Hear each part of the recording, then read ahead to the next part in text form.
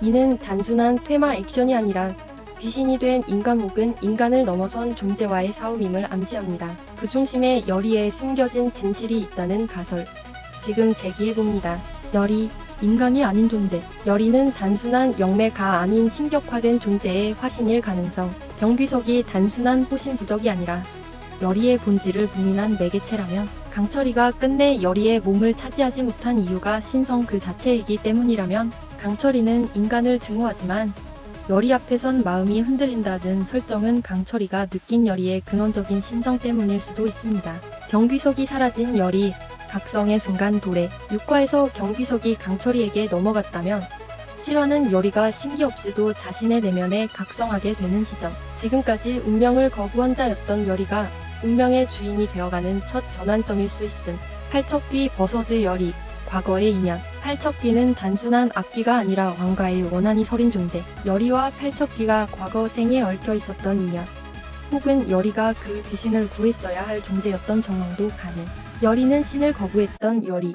사실은 신의 후예였다. 세계관의 신비로움을 확장하며 열이의 존재감 강화. 인간을 넘어선 존재가 인간을 구원하는 서사와 자연스럽게 연결. 강철이와의 로맨스 텐션 극대화 가능. 열이의 인간적인 서사가 다소 희석될 위험. 시청자가 받아들이기엔 다소 급작스럽고 과한 설정 전개 가능성도 있음. 무당이 되길 거부한 열이. 그러나 운명은 그녀가 이 세상의 희망이라 속삭인다. 그녀는 결국 무엇을 선택할까? 7화 숨겨진 진실이 고개를 든다. 왜 열이는 신을 거부했는가? 13년 전에 비극 강철이와의 첫 대면. 열이는 어린 나이에 강철이의 습격 대상이 되며 신기를 위험한 능력으로 체험함. 사랑하는 종몬 업덕이 용왕굿 중 3한. 강철이의 저주로 촉발된 이 사건은 열이에게 치명적 트라우마. 무당으로서 삶이 아닌 내 삶을 무너뜨린 존재들로서의 실력만이 기억됨. 열이에겐 신이란 기댈 수 있는 존재가 아닌 소중한 것을 빼앗은 힘이자 공포 그 자체. 신기의 고통 재앙을 부르는 아이라는 낙인. 마을 도령 윤갑다리 골절 사건 이후 사람들로부터 강철이를 부른 아이로 지목당함. 능력이 클수록 짊어질 신의 책임 또한 무거워지고 열이의 삶은 점점 사람이 아닌 존재로 주변에게 소비됨. 그래서 열이는 신기마저 불행의 씨앗으로 여기게 됨. 열이의 정체. 신의 후예라는 뇌피셜 가설. 1.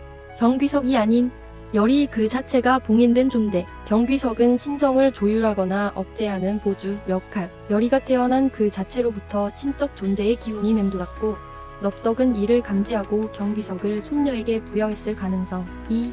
열이의 출생. 신과 인간 사이의 경계. 종몬 업덕이 나라국까지 올리던 부모 라면. 열이의 모친은 부녀이자 신탁을 받은 아이였을 가능성 존재. 열이의 출생 자체가 특별한 예언과 신탁의 결과물.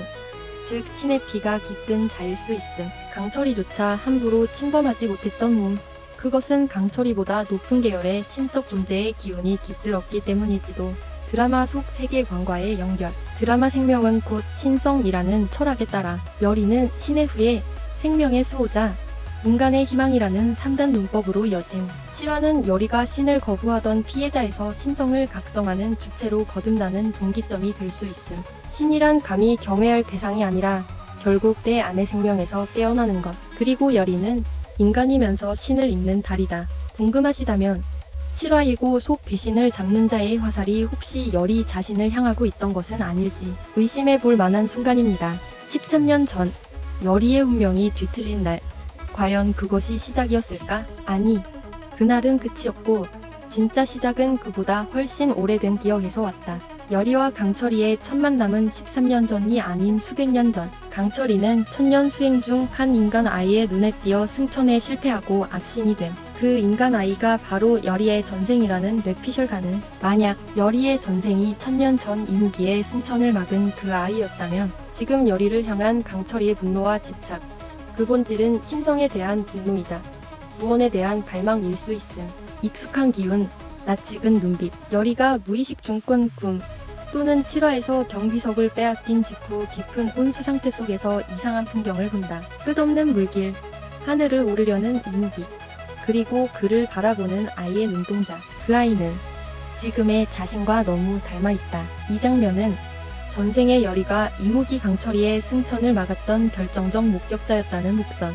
근 운동자, 다시 보게 될 줄은. 강철이도 7화에서 팔척귀와 마주치기 전 열이를 보며 기억나지 않는 듯 익숙한 감정에 흔들린다. 윤갑의 몸에 갇힌 후 점점 인간 감정에 물들어가며 그날의 기억도 서서히 떠오른다. 나는 너를 다시 보려고 2000년을 버틴 건지도 모르겠다. 내 승천을 막은 그 아이가 다시 나를 구할 아이였을 줄이야. 경귀석 기억의 봉인. 넙덕은 열이의 신성을 봉인하기 위해 경귀석을 쥐어준 것이 아니라 과거의 기억을 지우고 현세에서만 살도록 만든 것. 경귀석이 사라진 지금 열이는 자신의 전생과 본래 정체성을 꿈속에서 점차 회상하기 시작한다.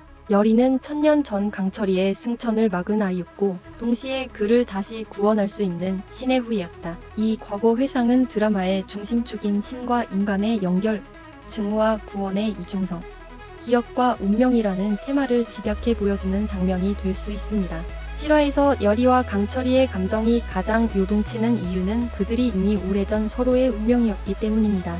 강철이가 윤갑의 몸에서 빠져나오지 못하는 이유, 그것도 과거의 죄를 되갚는 형벌일까? 이 흐름 흥미롭지 않으신가요? 다음 화에서 뵙겠습니다.